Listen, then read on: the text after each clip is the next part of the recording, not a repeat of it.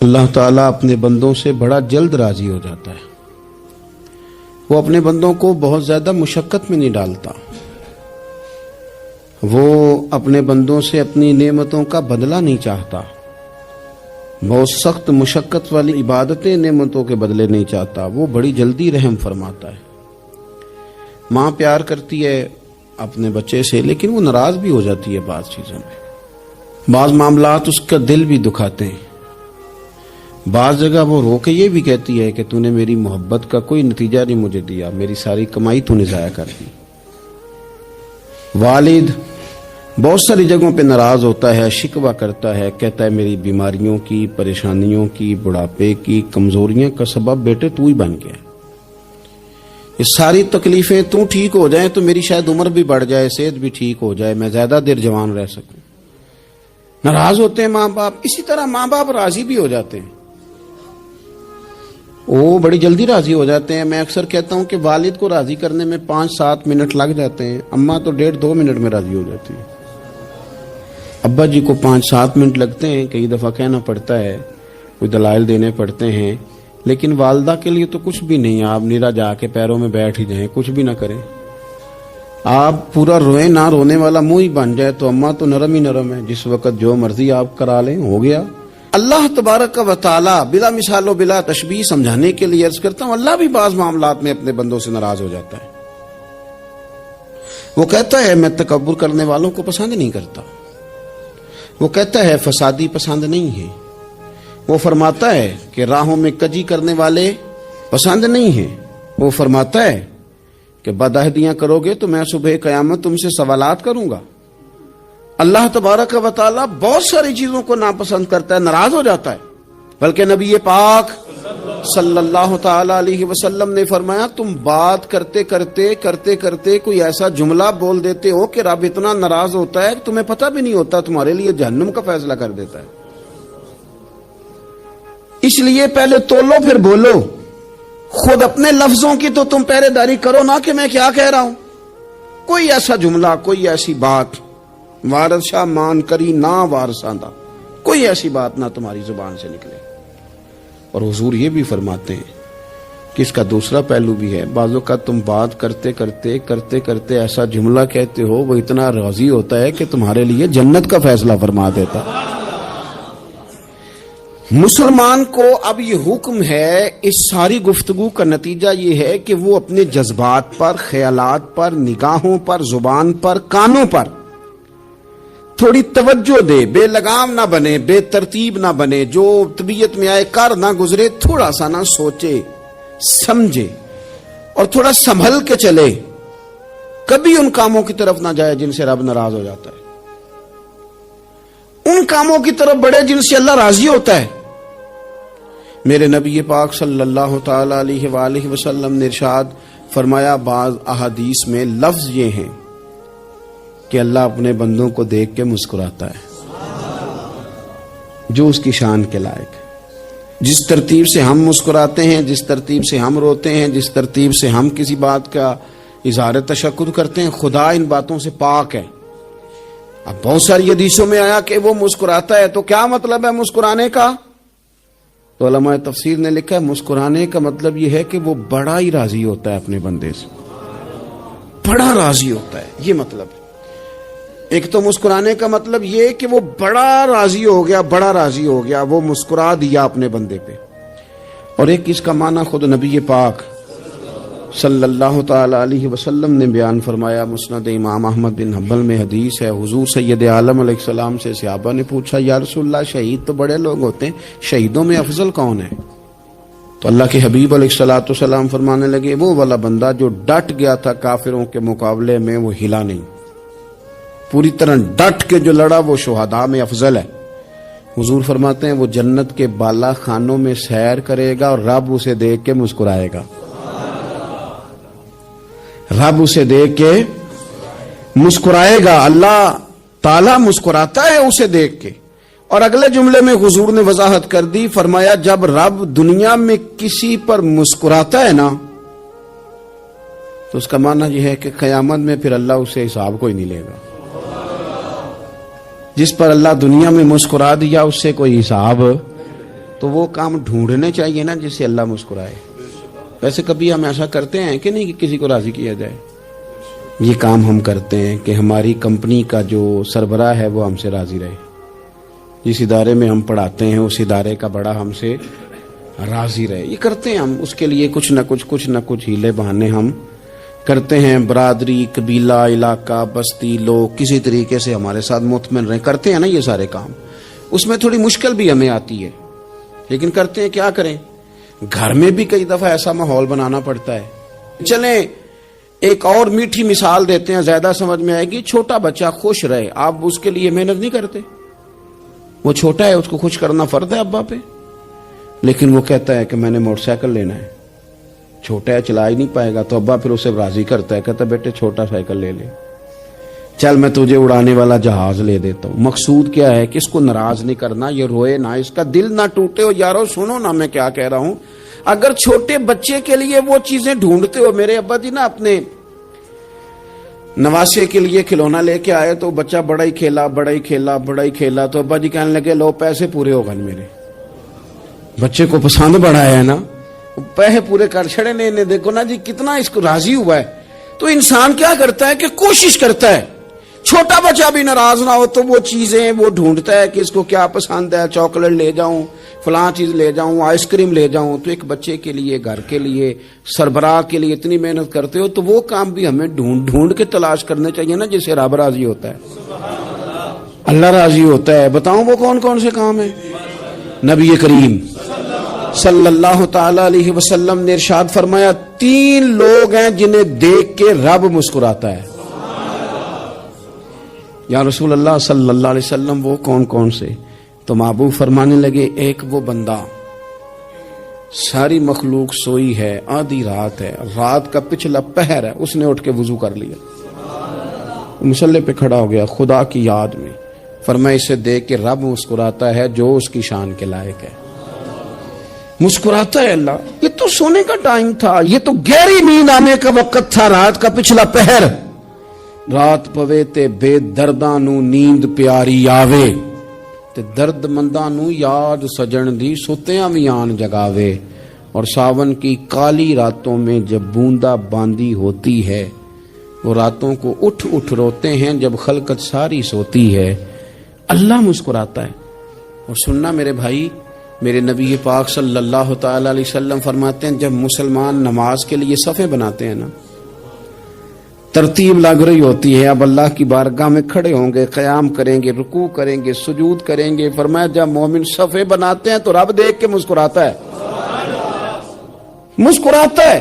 کمال ہو گئے عروج بندگی کا. جب بندے کو دیکھ کے رب مسکرائے، خدا بندے سے خود پوچھے بتا تیری رضا کیا ہے، مسکراتا ہے. اور میرے نبی پاک علیہ السلام فرماتے ہیں جب مجاہد جہاد کے لیے صفیں سیدھی کرتے ہیں.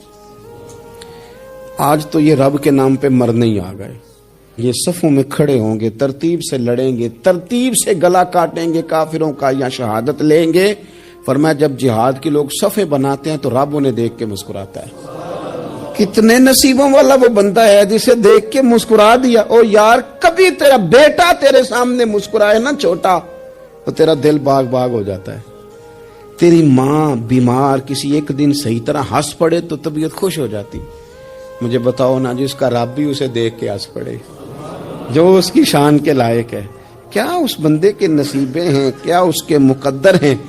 آپ اس مقام پر اپنے آپ کو لائیں. اب دیکھیں نا یہ حدیث آپ نے سن لی. اب ہم نے نا اس طرح صفحے نہیں بنانے جس طرح ساری دنیا. اب ذرا صفحے بھی شوق سے بنائیں گے. اب ذرا تھوڑا سا شوق پیدا کریں گے. بھئی یہ تو میں وہ کام کرنے لگا ہوں جسے دیکھ کے رب مسکراتا ہے. نبی پاک صلی اللہ علیہ وسلم نے فرمایا جب کو بندہ توبہ کرتا ہے نا،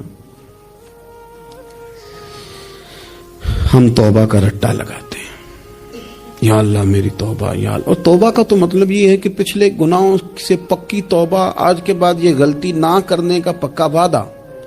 تو نے ساری شب برات رو کے گزاری ہے، بتا سویرے جھوٹ جوڑنے کا ارادہ ہے تیرا؟ آج کے بعد رشوت تو نہیں نہ لے گا، ملاوٹ تو نہیں نہ کرے گا، یہ توبہ ہے. اور اگر سارے کام اسی طرح کرنے ہیں تو پھر کیا توبہ کا رٹا ہے؟ جتنا مرضی لگاؤ. حضرت علی بن ربیعہ رضی اللہ تعالیٰ عنہ فرماتے ہیں میں مولا علی کے ساتھ تھا، مقام حرہ کی طرف جا رہے تھے، حضرت علی نے ہاتھ اٹھا کے دعا مانگی ہماری تعلیم کے لیے، ورنہ حضرت علی ہم صحابہ کو محفوظ عن الخطا تو مانتے ہیں نا، ہاتھ اٹھا کے کہا اے اللہ ہمارے گناہ بخش دے، تیرے علاوہ کوئی معاف کرنے والا نہیں۔ اور پھر حضرت علی آسمان کی طرف دیکھا اور دیکھ کے نا حضرت علی بن ربیعہ کو تو مسکرائے۔ حضرت علی بن ربیعہ کہنے لگے حضور مسکرائے کیوں ہو؟ فرمانے لگے ایک دن میں حضور کے ساتھ اسی طرح آیا تھا، اسی طرح حضور نے دعا فرمائی تھی ہماری تعلیم کے لیے، اور پھر حضور مجھے دیکھ کے مسکرائے تھے اور فرمایا جب کوئی بندہ رب کی بارگاہ میں اس طرح استغفار کرتا ہے تو رب مسکراتا ہے اور مسکرا کے فرماتا دیکھ لو میرے بندوں کو پتا ہے کہ میرے علاوہ معاف کرنے والا کوئی نہیں، انہیں پتا ہے، تم اس کی بارگاہ میں رجوع تو لاؤ، آؤ تو صحیح دو آنسو لے کر۔ اقبال کہتے ہیں کہ موتی سمجھ کے شان کریمی نے چن لیا، قطرے دو گرے میرے ار کے انفعال کے، دو میں نے آنسو بہائے تھے تو اس کے کرم نے تو موتی سمجھ کے چن لیے۔ سنو نا حضور اس استغفار کو اللہ کو یار رات کو توبہ کر کے سونا چاہیے ہمیں، کچھ غلطیاں ہم کرنا نہیں چاہتے پر ہم سے ہو جاتی ہیں، کچھ دل ہم توڑنا نہیں چاہتے پر وہ ٹوٹ جاتے ہیں، ہماری مجبوری ہوتی ہے ٹوٹ جاتے ہیں، رات کو اس کی بارگاہ میں ہاتھ باندھ کے کشکول طلب دراز کر کے خوب استغفار پڑھنا چاہیے کہ مالک بندے ہیں نا کیا کریں، نفس کا ساتھ ہے، دنیا کا ساتھ ہے، خواہشات نفسانیہ، مالک معاف کر دے، درد سے توبہ، رسم نہ ہو، کہانی نہ ہو، لفظ نہ ہو، جملے نہ ہو، اور جناب ایسے لوگوں کے بیچ بڑے ہاتھ باندھ کے اور بڑا کوئی ضرورت نہیں، آپ اکیلے اپنی چارپائی پہ بستر کے اندر منہ دے کے بھی درد سے کہیں گے نا معاف کر دے تو وہ تو مہربانی بڑا ہے۔ میرے نبی پاک صلی اللہ علیہ وسلم مثال دیتے ہیں، فرمایا ایک آدمی صحرا میں جا رہا، صحابہ سے حضور خطاب کر رہے ہیں، فرمایا ایک آدمی صحرا میں جا رہا تھا، اس نے اپنی اونٹنی پہ کھانا پانی پیسے ہر چیز رکھی ہوئی تھی، صحرا تھا بہت بڑا، درمیان صحرا کے گیا تو تھوڑا سا سستانے کے لیے آرام کرنے کے لیے اونٹنی سے نیچے اترا، اب اس نے اونٹنی کی لگام اونٹنی کی نکیل اپنے سرہانے کے نیچے رکھی، ہاتھ کے ساتھ پکڑی اور سو گیا، تھوڑی ہی دیر کے بعد جب اس کی آنکھ کھلی تو دیکھا اونٹنی غائب ہے، صحرا میں وہ پیدل نہ آگے جا سکتا ہے نہ پیچھے جا سکتا ہے، نہ دائیں نہ بائیں، کھانے کو روٹی نہیں، پینے کو پانی کا قطرہ نہیں، تھوڑا ادھر بھاگا ادھر بھاگا تھک گیا، کریم محبوب فرماتے ہیں وہ پوری طرح نڈھال ہو گیا اور مایوس ہو گیا، معاذ اللہ مایوس ہو کے دوبارہ اسی جگہ آ کے لیٹ گیا جہاں پہلے لیٹا تھا، انتظار کرنے لگا کہ اب موت ہی آئے گی، آخری وقت ہے، اب نہ میں پیدل یہ صحرا کراس کر سکتا ہوں، نہ پیچھے جا سکتا ہوں، نہ کھانا ہے نہ پانی ہے، سوائے موت کے کوئی سہارا نہیں۔ حضور فرماتے ہیں وہ رستے میں دوبارہ لیٹ گیا، اچانک اس نے رخ بدلا تو اونٹنی سامنے کھڑی تھی، حضور نے صحابہ سے پوچھا بتاؤ نا اسے بھلا کتنی کو خوشی ہوگی؟ یا رسول اللہ جسے نئی زندگی مل گئی ہے، آپ دیکھیں نا سارے ڈاکٹروں نے کہہ دیا کہ اس کے جو گردے میدا جگر ہر چیز ختم ہے، گھر لے جاؤ خدمت کرو، ہر طرف پریشانی ہے، وہ بندہ بھی سمجھ گیا ہے کہ آخری وقت آ گیا، کل جاؤں پرسوں جاؤں، تیاری ہو گئی، سب لوگ آ گئے، باہر والے بھی آ گئے، یہ ماحول ایک عجیب رنگ اختیار کر گیا، اچانک ایک ڈاکٹر نے آ کے کہا نہیں غلطی لگ گئی تھی۔ مجھے بتائیے انداز کیا ہوتا ہے؟ بغیر دوائی کے بندہ اٹھ کے کھڑا نہیں ہو جاتا، او میں تو بچ گیا ہوں۔ نبی پاک صلی اللہ علیہ وسلم فرمانے لگے اس کی اونٹنی مل گئی، بتاؤ بھلا اسے کتنی خوشی ہوگی؟ یا رسول اللہ وہ تو دوبارہ دنیا میں آ گیا۔ حضور فرمانے لگے اسے کچھ بھی خوشی نہیں ہوئی، جب کوئی رب کا گناہگار بندہ آ کے توبہ کرتا ہے رب کو اس سے کئی گنا زیادہ خوشی ہوتی ہے۔ میرا بندہ آ گیا ہے، میرا بندہ آ گیا ہے، میرے گھر آ گیا، اس نے آنسو بہائے ہیں، اس نے کہا اللہ میں تیرا ہی ہوں، تیرا ہی رزق کھاتا ہوں، تیری ہی زمین پہ رہتا ہوں، تیرے نام سے میری سانسیں چلتی ہیں۔ وہ آ گیا، فرمایا اس اونٹنی والے سے زیادہ رب کو خوشی ہوتی ہے جب گناہگار آ کے توبہ کرتا ہے۔ گناہگاروں کے آنسو اس کی بارگاہ میں بڑے مقبول ہیں، لیکن ہم رسم ادا کرتے ہیں، توبہ نہیں کرتے، ہم اپنے آپ کے ساتھ دھوکہ کرتے ہیں، جھوٹ بولتے ہیں، ہم بندہ کوئی ناراض ہو جائے تو ہمیں کو نہیں نیند آتی، اس کے گھر چلے جاتے ہیں، ہم اپنے سارے رشتوں کو تعلقات کو مینٹین کر کے رکھنے کے عادی ہیں. ہمیں پتہ ہے کہ وہاں میں نہیں جا سکا تو بیٹا بھیجتا ہوں, فلاں شادی پہ میں نہیں جا سکا تو بھتیجا بھیجتا ہوں, بھائی بھیجتا ہوں. ہر تعلق کا ہم نے خیال رکھا کوئی روٹھ نہ جائے. لیکن کمال ہے نا, یہ نہیں سوچا کہ اگر رب روٹھ گیا تو جب وہ روٹھ جائے نا تو سارے رشتے بھی بندے کے پاس موجود ہوں تو کوئی کارآمد نہیں ہوتا. پھر کروڑوں روپیہ جیب میں ہوں تو ڈاکٹروں کی دوائیاں اثر نہیں کرتی. وہ روٹھ جائے تو پھر انسان اس طرح سے پھسلتا ہے کہ بڑے بڑے اس کے پاس دروازے ہوتے ہیں پر کسی جگہ اس کا ہاتھ نہیں لگتا. خدا را خیال کریں, دنیا روٹتی ہے تو روٹھ جائے, رب رسول ناراض نہ ہونے پائیں, اس کا خیال کریں. حضور فرماتے ہیں وہ مسکراتا ہے, اسے خوشی ہوتی ہے جب کوئی اس کا بندہ اس کی طرف رجوع کرتا ہے. میرے عزیزو, رسول پاک صلی اللہ تعالی علیہ وسلم نے ان لوگوں کے تذکرے کیے جنہیں دیکھ کے رب مسکراتا ہے. ہم نا گناہگاروں پر بھی فتویٰ دینے میں جلدی کرتے ہیں اور نیکی پر بشارت دینے میں بھی جلدی کرتے ہیں, حالانکہ یہ ہماری ذمہ داری نہیں. پتہ نہیں اللہ تعالیٰ کس کو کب توفیق توبہ دے کے اپنے قریب کر لے, لیکن بڑی جلدی ہے, بڑی جلدی فتویٰ دینے میں. اور یہ فتویٰ صرف مفتیوں کا نہیں رہ گیا, یہ میری طرح کے آپ کی طرح کے ڈھیروں لوگ ہیں جنہوں نے جیبوں میں فتوے ڈالے ہوئے. بھئی آپ نے کیوں ذمہ داری لے لی ہے جنت میں داخل کرنے کی اور نکالنے کی؟ یہ تو میرے رب کریم کا کرم ہے, وہ جس کو چاہے جب چاہے جتنا چاہے عطا کرے.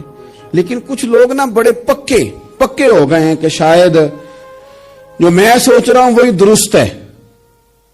کبھی کبھی کچھ چیزیں عجیب بھی ہوتی ہیں, لہذا خدا کی رحمت پر بھروسہ کر کے بات کرنی چاہیے, اپنی مرضی کے فتوے نہیں داغنے چاہیے. وہ دیکھو جی فلانا بندہ یوں کر رہا ہے, آپ کو پتہ ہی نہیں پوری بات کا, آپ کو علم ہی نہیں پوری بات کا. حضرت بہاءاللہ نقشبند بخاری رحمت اللہ علیہ فرماتے ہیں میں حج کرنے گیا تو وہاں میں نے ایک آدمی کو کروڑوں کا کاروبار کرتے دیکھا تو میرے دل میں خیال ہے یہاں بھی اللہ اللہ کرنی چاہیے تھی, دنیا داری کر رہا ہے. لیکن فرماتے ہیں حج سے فارغ ہوئے تو میں نے دیکھا وہی بندہ سارا کچھ رب کی بارگاہ میں خیرات کر رہا ہے اور سینکڑوں غریب حاجی ہیں جن کو پورے خرچے دے رہا ہے. تو میں نے وہی اپنی سوچ سے توبہ کی کہ میں کہاں تھا. بڑی جلدی کھڑے نہ ہو جائیں. حضرت حسن بصری رحمت اللہ تعالی علیہ ارشاد فرماتے ہیں کہ میں دریا کے کنارے گیا تو وہاں میں نے ایک شخص کو دیکھا, وہ اپنی ایک خاتون کی گود میں سر رکھ کے بیٹھا اور قریب ایک بوتل بھی پڑی ہے. میرے دل میں معاذ اللہ خیال آیا کہ دیکھو کس انداز میں ایک عورت کے ساتھ یہ ہے اور پاس بوتل بھی پڑی ہے, جانے شراب ہے. کہتے میں سوچ ہی رہا تھا کہ اچانک ایک کشتی آ رہی تھی دریا میں, وہ ہجکو لے کھائے, کشتی میں 4-5 لوگ تھے, وہ دریا میں ڈوبنے لگے. وہ آدمی تیزی سے اٹھا, دریا میں چھلانگ لگائی, پہلے ایک کو نکالا, پھر دوسرا نکالا, پھر تیسرا نکالا. ایک بندہ رہ گیا, کہنے لگا حضور مجھے تو آپ نے گناہگار سمجھا ہے, میں تو بڑے غلط انداز میں یہاں بیٹھا ہوں, آپ نے جو سوچا چلیں گے چوتھا بندہ آپ نکالنا ہے, کرے نا یہ کام, کرے نا یہ کام. بڑے بھولے بھالے بڑے اللہ والے, ریاض آپ کو بس ہم ہی جانتے ہیں, اتنی جلدی فتویٰ. حضرت حسن بصری فرماتے ہیں میں پشیمان ہوا, میں نے کہا مجھے تیرنا نہیں آتا, تو دیر نہ کر چوتھا ڈوب نہ جائے. کہتے اس نے چھلانگ لگائی, چوتھا بھی نکال لایا اور کہنے لگا حضرت آپ نے جلدی کی سوچنے میں, یہ بی بی میری ماں ہے اور یہ سرکے کی بوتل ہے. ہم ماں بیٹے کا یہ مشغلہ ہے کہ یہ وہ جگہ ہے جہاں آ کے لوگ مسافر اترتے ہیں اور یہاں سے کسی کا گھر 100 میل ہے, کسی کا 200 میل ہے. ہم صبح سرکہ کھجوریں روٹیاں لے کے یہاں آتے ہیں, مسافروں کی نوکری کرتے ہیں, کوئی پریشان ہو تو مدد کرتے ہیں. حضرت خواجہ حسن بصری فرماتے ہیں میں نے معافی مانگی, ان سے بھی مانگی, رب سے بھی مانگی. انہوں نے مانگ لی نا, بزرگ تھے, پر ہم کو نہیں تیار مانگنے کو. ہم ہر وقت بدگمانیاں, وہ فلانے جرم کرتا تھا, میں اسے اب کیسے نیک مان لوں. بھئی اب وہ نمازی ہے, خدا کے گھر آتا جاتا ہے, اب اللہ کی بارگاہ میں حاضر ہوتا ہے. جب رب نے معاف کر دیا تو بھی سوچ بدل جا. سنیں حضور کیا فرماتے ہیں. نبی پاک صاحب اللہ صلی اللہ تعالی علیہ وسلم فرماتے ہیں, مسند امام احمد بن حنبل دیکھیے, فرمایا رب اس وقت بڑا ہی مسکرائے گا جب قاتل بھی جنت میں جائے گا, مقتول بھی جنت میں جائے گا. یا رسول اللہ مقتول تو گیا, یہ قاتل کیسے چلا گیا؟ حضور فرماتے ہیں جائے گا, اور جائے گا اور رب مسکرائے گا جو اس کی شان کے لائق ہے. یا رسول اللہ کس طرح؟ تو نبی پاک صلی اللہ علیہ وسلم فرمانے لگے اس نے ایک مومن کو قتل کیا تھا، وہ شہید ہو کے جنت میں چلا گیا، اب اللہ نے بعد میں اسے توبہ کی توفیق دے دی۔ پہلے اس نے کلمہ پڑھا، پھر یہ میدان میں اترا، کافروں سے لڑا، یہ شہید ہوا، رب نے اسے بھی جنت دے دی۔ قاتل بھی جنت میں، مقتول بھی جنت میں۔ اور بات اتنی انوکھی ہے کہ رب دیکھ کے مسکرا رہا ہے، جو اس کی شان کے لائق ہے۔ ہم جلدی میں ہیں، ہم انتظار نہیں کر رہے کہ شاید توبہ کر جائے، ہم انتظار نہیں کر رہے، لیکن میرے عزیز اتنی جلدی نہ کریں۔ سوچوں کا صاف ہونا، ذہنوں کا پاک ہونا، اور لوگوں کے بارے میں گمان کا اچھا ہونا۔ آپ کسی نفسیات کے ڈاکٹر کے پاس چلے جائیں، اسے کہیں ٹینشن بڑی ہے، میں ان کے مضامین پڑھتا رہتا ہوں، وہ سب سے پہلا سبق آپ کو یہ پڑھائیں گے کہ اچھا سوچا کریں۔ اچھا سوچنے سے بندہ تندرست رہتا ہے۔ کس سے بندہ تندرست رہتا ہے؟ ہیں جی، واقعی، یعنی اس والے پڑوسی کے بارے میں بھی اچھا سوچنا ہے گھر میں، اس والے کے بارے میں بھی، چھوٹے بھائی کے بارے میں بھی اچھا سوچنا ہے، اور بڑے کے بارے میں بھی اچھا ہی سوچنا ہے۔ یعنی اپنی برادری قبیلے کے بارے میں بھی اچھا سوچیں، جو قبیلے کا نہیں اس کے بارے میں بھی چلیں تھوڑا سا اچھا سوچ لیں۔ اپنے بارے میں تو اچھا سوچا ہے بڑا، میں کہتا ہوں کہ ہم اپنی غلطیوں سمیت اپنے آپ سے بڑا پیار کرتے ہیں، اور دوسرے کی ایک غلطی نظر آ جائے تو ہمیں گھین آنے لگ جاتی ہے۔ آپ جلدی نہ کریں، مالک نے موقع دیا ہے بندوں کو، نہ وہ کسی کا رزق چھین رہا ہے، نہ سانسیں چھین رہا ہے، وہ اپنی زمین پہ چلنے بھی دے رہا ہے، رہنے بھی دے رہا ہے۔ تو جب اس نے موقع دیا ہے، آپ بھی تھوڑا موقع دیں۔ اللہ بڑا کریم ہے، دروازے کھولے گا، اس کے بندے اس کی بارگاہ تک پہنچیں گے۔ بدگمانیاں اور پھر بدگمانیوں کا عروج، اور اس لیول تک جا کے بات کر دینے کا جہاں سے خوف آئے کہ یار یہ بات نہیں کرنی چاہیے۔ رسول کائنات سرور دو عالم صلی اللہ تعالی علیہ وسلم فرماتے ہیں کہ اللہ مسکراتا ہے۔ دیکھو ہمارے ہاں نا ایک اور بھی مسئلہ بن گیا ہے، میں نے کچھ لوگوں کو نا پکا، میرے پیارے ہیں، محبت ہے مجھے، تو میں چونکہ آپ میری کلاس ہیں، میں مشاہداتی اور تجرباتی باتیں بھی کر لیتا ہوں، اسی کی روشنی میں کئی دفعہ گفتگو بھی تیار کرتا ہوں۔ کچھ لوگوں نے نا پکا ذہن بنا لیا یہ کہنے کا کہ ہاتھ بڑا تنگ ہے، پکا، آپ جس وقت پوچھ لیں ان کا ہاتھ اور بڑا ہی زیادہ تنگ ہے۔ آپ یقین کریں، بہن کا جو خامند ہے وہ کہہ رہا ہے جا حصہ لے کے آ، تیرے بھائیوں کی کمائی تو نہیں، تیرے ابا کی ہے، لے کے آ۔ وہ بیچاری اس کی منتیں کر رہی ہے، کہتی ہے اگر جاؤں گی نا تو وہ کہیں گے حصہ لے جا، آج کے بعد ہمارے گھر نہ آنا، میرا دروازہ نہ بند کرو، مہربانی کرو۔ اور بھائی سے بات کرتی ہے تو کہتا ہے ہاتھ ہی بڑا تنگ ہے، جب ٹھیک ہوگا تو دے دوں گا۔ نہ کریں یہ ظلم۔ ہمارے اپنے تڑپتے رہتے ہیں اور ہماری دولتیں اندر پڑی رہتی ہیں، ہمارے اپنے چھوٹی چھوٹی ضروریات کے لیے پریشان ہوتے ہیں، لیکن ہم بڑے بڑے بہانے ہیں ہمارے پاس، کہتے ہیں یہ نکما ہے، یہ نکھٹو ہے، یہ کام نہیں کرتا، اس میں فلانا ہے، بے فلانا ہے، بلے میں نے نہیں ساتھ چلنا۔ اظہار جب آپ کے اندر پیدا ہوتا ہے نا، اظہار، جب کسی کے لیے آپ حساس ہوتے ہیں تو آپ کو بھی سرور حاصل ہوتا ہے۔ نہ کریں یہ کام کہ آپ کو اللہ نے وسعت دی ہے اور ہر وقت آپ ہاتھ تانگ ہونے کا رونا رو رہے ہیں، ہر وقت آپ یہ کہہ رہے ہیں میں بڑی آزمائش میں ہوں، جب خدا نے آپ پہ نہیں ڈالی تو اتنے جھوٹ بولنا صرف اس لیے کہ میرے پیسے بچ جائیں، صرف اس لیے کہانی سنانا کہ حالات میرے بڑے خراب ہیں کہ کوئی بندہ میرے سے کوئی تھوڑا بہت قرض نہ مانگ لے۔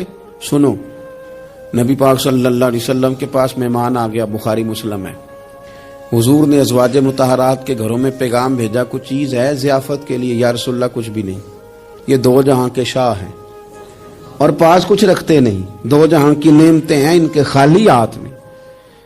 یا رسول اللہ کوئی چیز بھی نہیں۔ حضور نے صحابہ کے مجمع پہ نظر ڈالی، یا رسول اللہ صلی اللہ علیہ وسلم حکم ہو، تو حضور فرمانے لگے تم میں سے کوئی بندہ ہے جو اسے گھر لے جائے روٹی کھلائے؟ ایک صحابی اٹھے فوراً، حضور میں لے کے جاتا ہوں کھانا کھلاتا ہوں۔ فرماتے ہیں میرے گھر میں صرف بچوں کا کھانا تھا، یہ نہیں کہ فریزر بھرا ہوا ہے نعمتوں سے، صرف بچوں کا کھانا، یہ نہیں کہ کسی کو دیکھ کے اپنی ہنڈیا پہ برتن دے لیا، صرف بچوں کا کھانا۔ کہتے ہیں گھر گیا، بیوی سے کہا کیا کیفیت ہے؟ کہنے لگی بچوں کی روٹی ہے۔ میں نے کہا بچے سلا دے، صبح ناشتہ کر لیں گے۔ تو کہنے لگی آپ کیا کھائیں گے؟ تو میں نے کہا نہ میں کھاؤں گا نہ تو کھائے گی، مہمان جو نبی پاک کا ہے۔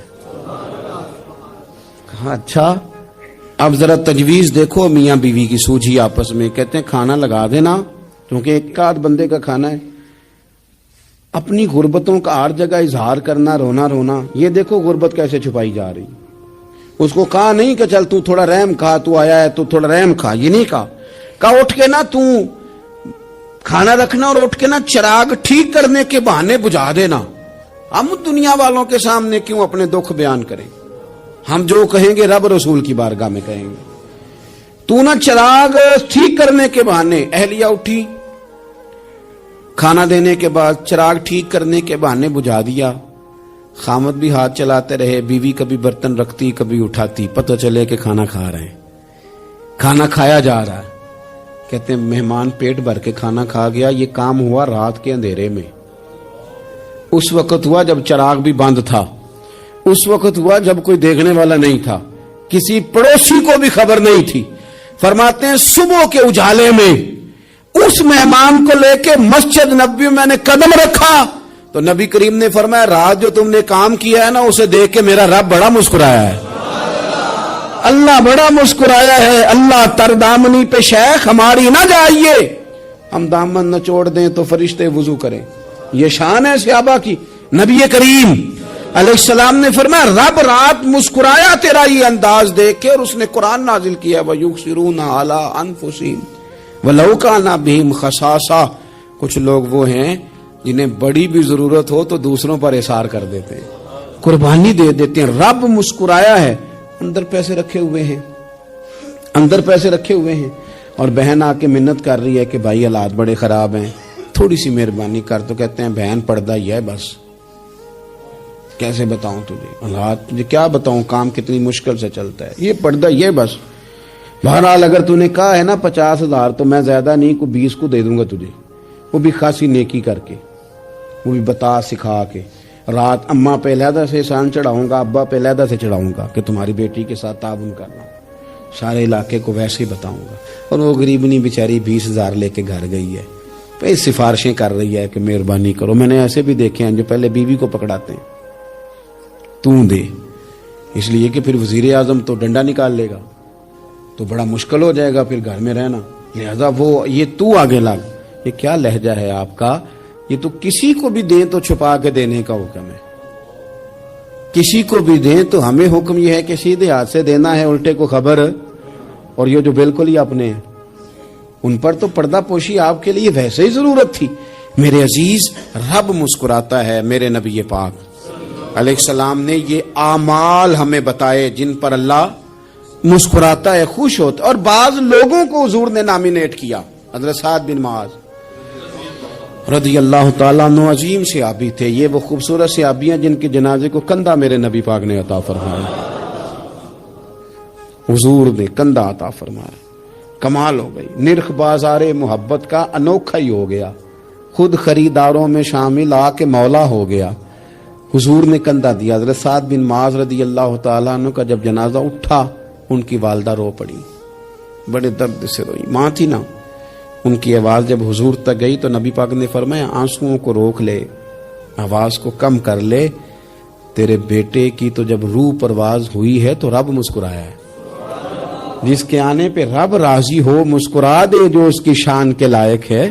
یہ تو وہ لوگ ہیں کہ جن کے جانے پر نا رب, وہ کسی نے کہا تھا کہ میرے مرنے پہ ہر سو شور مچ جائے گا, دیکھو گے میرے مرنے پہ ہر سو شور تمہیں پتہ چل جائے گا جب ہم جائیں گے. میرے مرنے پہ ہر سو شور مچ جائے گا, دیکھو گے. اور کہنے الوداع سرکار خود تشریف لائیں گے. اور درویش کہنے لگے بعد مرندے مکھڑا میرا ہو جاوے جے تازہ, پھر سمجھ لینا محبوب میرے نے آن پڑے ہے جنازہ. اور عاشق کا جنازہ ہے, ذرا دھوم سے نکلے اور محبوب کی گلیوں سے ذرا گھوم کے نکلے. فرمایا کہ ان کے تو جانے پہ رب کریم. اور حضور نے ایک دعا بھی دی. حضرت ابو طلحہ, حضرت طلحہ رضی اللہ تعالیٰ عنہ صحابی تھے, ان کا وصال ہو گیا تو حضور نے دعا بھی دی. فرمایا یا اللہ جب میرا طلحہ آئے نا تو اس سے مسکرا کے بات کرنا, یہ تجھ سے مسکرا کے بات کرے جو تیری شان کے لائق ہے. تو اللہ تعالیٰ غائب درجے راضی ہوتا ہے. ایک دفعہ پھر بات دہراتا ہوں, جو میدان میں ڈٹ کے شہید ہو رب اسے دیکھ کے مسکراتا ہے. جو اس کی شان کے لائق، جو توبہ صحیح کریں، سچی کریں، رب انہیں دیکھ کے مسکراتا ہے جو اس کی شان کے لائق ہے۔ جو نماز کے لیے صفیں بنائے رب انہیں دیکھ کے مسکراتا ہے، جو جہاد کے لیے صفیں بنائے رب دیکھ کے مسکراتا ہے، جو لوگ صبح پچھلے پہر اٹھ کے عبادت کریں رب انہیں دیکھ کے مسکراتا ہے، اور جو کبھی کبھی بھوکے رہ کے دوسروں پر قربان کر کے احسان کر دیں رب انہیں دیکھ کے مسکراتا ہے۔ بہت بڑی فضیلت ہے۔ اللہ ان سارے کاموں میں سے کسی ایک کام پہ ہمیں بھی لگا دے تاکہ یہ بڑی فضیلت اللہ تعالی ہم گناہگاروں کے حصے میں بھی فرما دے۔ آخر دعوانا ان الحمدللہ رب العالمین۔